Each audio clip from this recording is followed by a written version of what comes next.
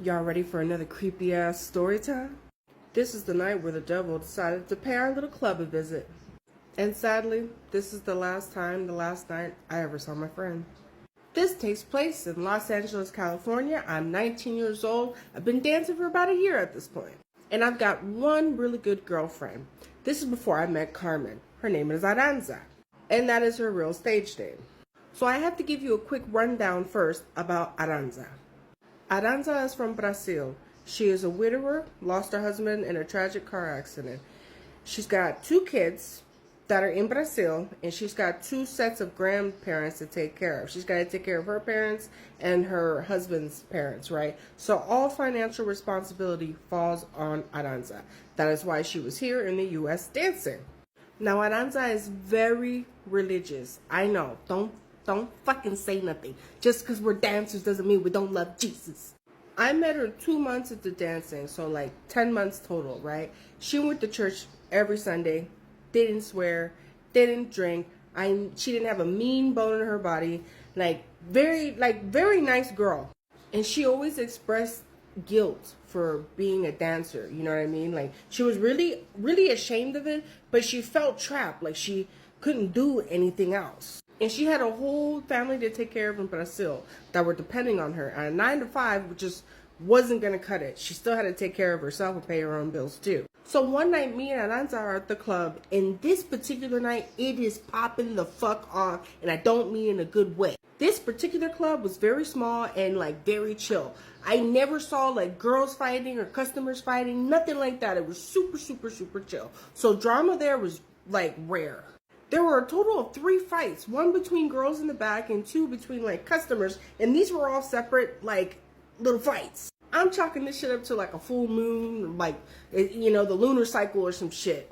All of these fights happened within like a span of 1 hour. Then in comes this man, and this is the most beautiful man I've ever seen in my entire life, still to this day, and I remember his face very well.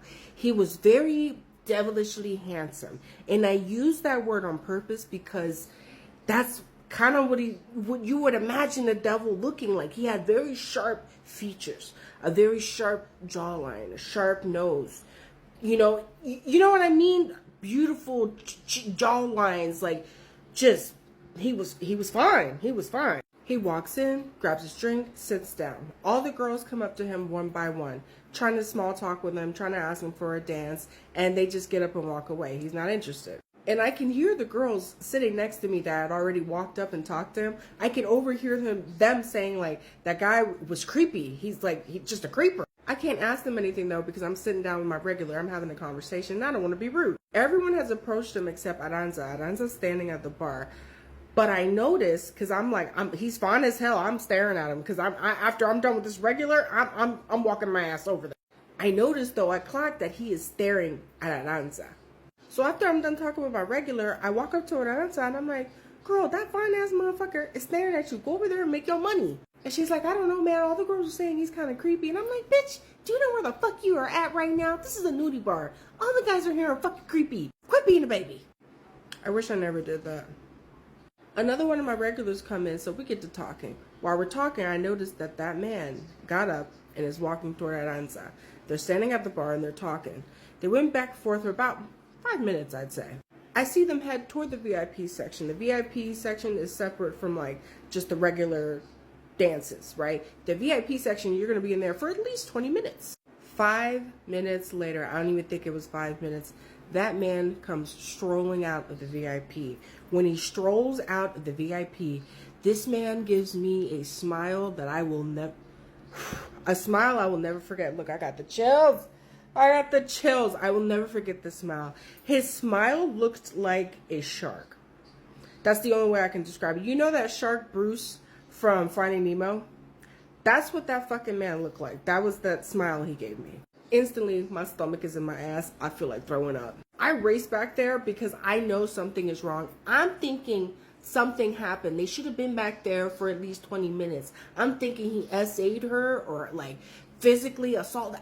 I don't fucking know. I'm thinking he hurt her. I kicked my heels off and everything and booked it back there because I wanted to get back there as fast as possible so he wouldn't get away just in case he did something crazy to her. So I get back there and she's sitting in the booth, right? I'm looking at her and she's like, catatonic. Bitch, you know what the fuck I mean. She's stuck. She's just stuck. She's got like the fucking 1,000-yard stare.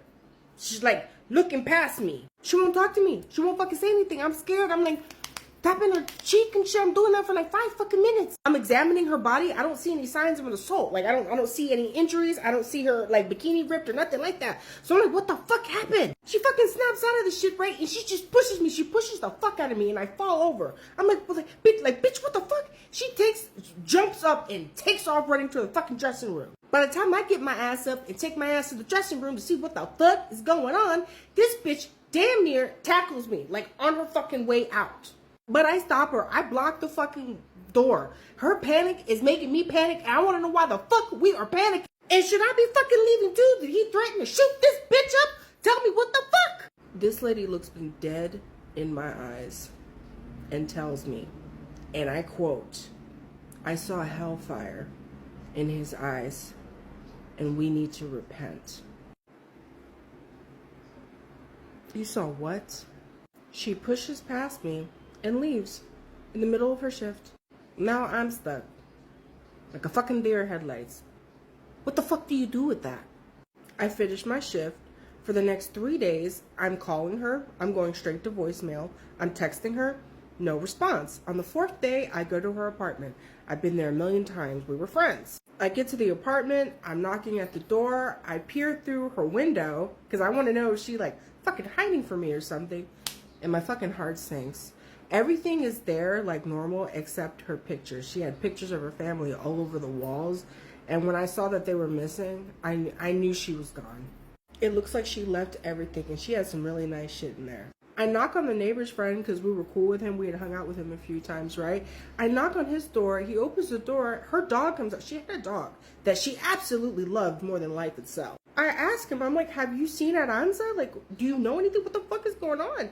He's like, yeah, she came over here a couple nights ago. Asked me if I could if I wanted the dog, she had to go home to Brazil. And I'm like, what? I was both stunned.